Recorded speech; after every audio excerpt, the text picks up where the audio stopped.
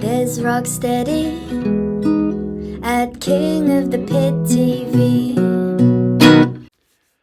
Yes, now, there's ROCKSTEADY at King of the Pit TV signing in and signing out. I've been sipping a little bit on the last few numbers, so there we go. I've had it before I've even given you the disclaimer. I might have a wobble here and there, But that's the way it's supposed to be, right? I've been enjoying this record. It was my first time listening to this record. I thought I'd do you a lot of favour, yeah. We've gone through the first two Clash records, and we got here to, what I see as the highlight, as the peak of the Clash, purely as this is the album that's really put at the forefront when people reference the Clash.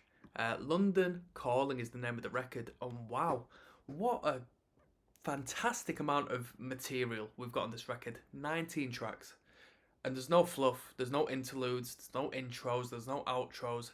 It's 19 different songs, alright?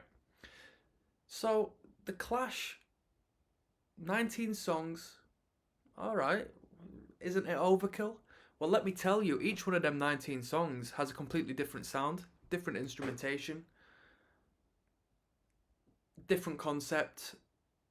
It's fresh from track to track to track, which is really brilliant and is a showcase of why The Clash are a great band and why people love this record. The amount of material is absolutely mind-blowing, because it's very easy to have a band and to, put out 20 tracks. But you're gonna, speaking from experience, it's very easy, especially considering this was 2 years after their debut, so you have to imagine the heaps of activity these lot got up to. It's very easy to do 20 tracks where you sort of, the album persists of the same sound, the same atmosphere, the same energy. The Clash were going back and forth from ideas, different, influences within the music, from blues to a couple of jazzier approaches, to reggae music, to rock music. People call them a punk act. Me personally, through my experience with the Clash,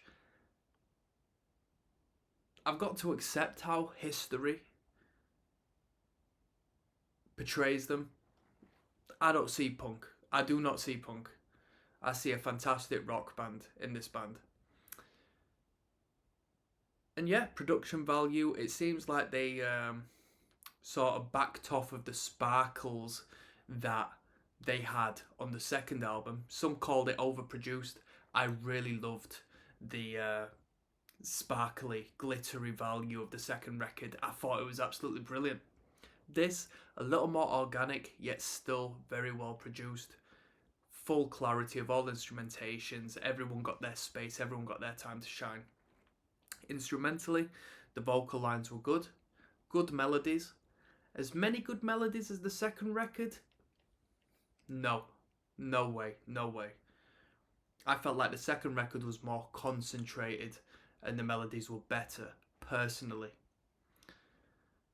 This record, a little more varied, although the second and the first album was varied. Like, they're a fantastic band that coming up with great ideas and really creating different elements as a unit. Fantastic. Guitar work was brilliant, really good. Bass lines were brilliant. Sound engineering wise, it felt like the bass wasn't as prominent in this record as what it could have been, but that didn't detract from the fact it existed. I just consciously had to switch on and listen to the bass guitar, as opposed to it just existing and being present and me not being able to help but hear it. It's a very guitar driven record.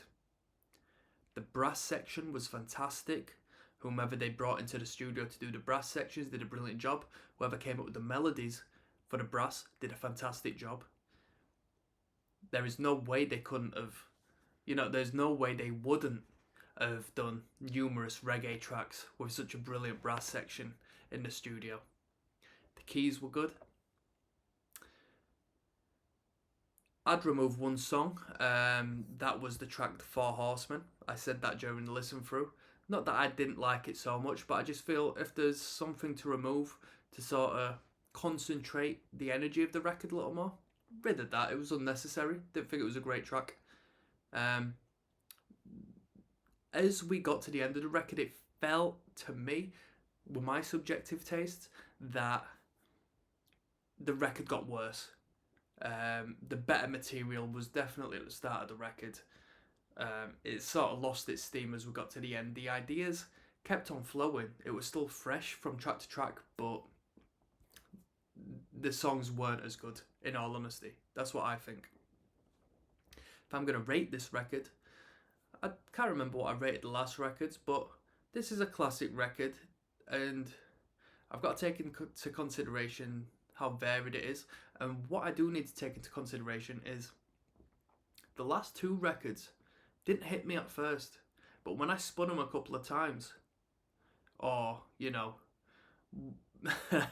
played the albums via streaming services a couple of times, the new era of spinning a record, it started to grow on me.